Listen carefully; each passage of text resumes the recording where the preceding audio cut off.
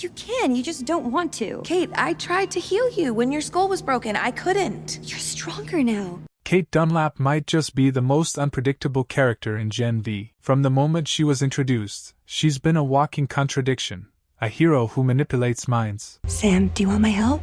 Yeah. Feel nothing. A friend who betrays those she loves, and a survivor constantly at war with her own conscience. But heading into the Gen V Season 2 finale, one question looms larger than all the blood, chaos, and corporate corruption swirling around her. Can Cate's power ever be fixed? Or is she doomed to be broken by it forever? And the twist might not be what anyone expects. Cate's power is her punishment. Cate's ability is terrifyingly intimate. She can control people's minds with a touch. On paper, that's one of the most powerful abilities in the boys' universe. But in practice, it's a curse. Every time she uses it, she crosses an ethical line, and every time she resists it, she risks being controlled by someone else. Her powers are the perfect metaphor for manipulation, guilt, and trauma, all of which define her character. Season 1 left Cate shattered. After the Godalkin cover-up and her role in the chaos of the woods, she lost almost everything: her friends, her sense of self, and her moral compass.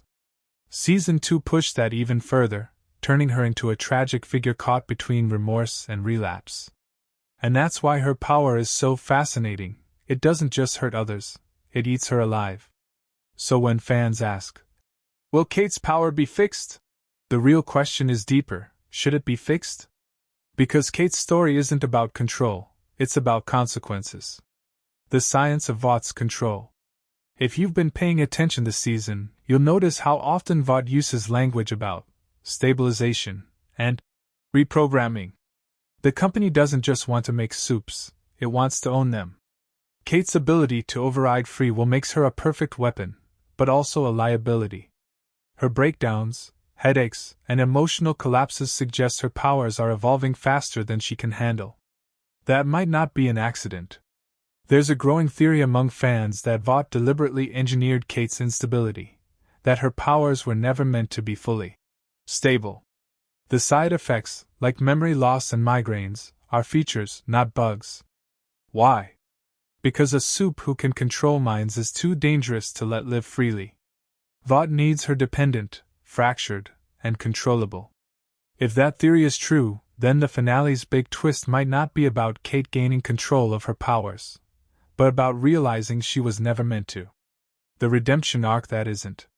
Throughout Season 2, Cate has tried to atone for what she did in Season 1. She's sought forgiveness, therapy, and connection, especially from Marie and Jordan. But the writers have cleverly avoided giving her easy redemption. Instead, they've shown how trauma doesn't always lead to healing. Sometimes it leads to self-destruction. That's what makes Cate such a powerful character. She's not a villain or a hero. She's a victim of her own empathy. Every time she touches someone's mind, she feels their pain. That feedback loop of suffering has made her both compassionate and dangerously unstable. So imagine if the finale flips the script, not by fixing her power, but by having her embrace it fully.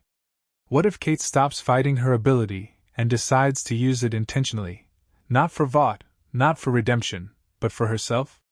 That could be the most chilling and liberating twist of all. The possible twist: Cate is the key. Let's talk about what could actually happen. Vought is cornered. Godalkin is a PR nightmare. The younger generation of soups, Marie, Jordan, Andre, are on the verge of exposing the truth. The company needs a failsafe, and Cate is that failsafe. In the finale, Vought might attempt to repair her, using new compound V tech to stabilize her mind. But as we've seen before, nothing Vought does is purely scientific, it's strategic. What if fixing her power means reprogramming her entirely? Picture this: Cate wakes up in the finale thinking she's healed. No more headaches, no more guilt. But something's off. Her memories are tampered with. Her emotions feel hollow. Slowly, she realizes that Vought didn't cure her, they rewrote her. Cate's body is hers, but her mind is a weapon they now fully control. That would be the ultimate twist: Cate becoming the new face of Vaught's next generation of soups. A perfect puppet with the ability to make anyone comply. Marie versus Cate, the emotional showdown. If that's where the story goes, then the emotional core of the finale writes itself. Marie has always represented control, learning to wield her blood powers responsibly, refusing to be manipulated by systems or people. Cate, on the other hand, represents surrender, losing control, giving in, breaking under the pressure.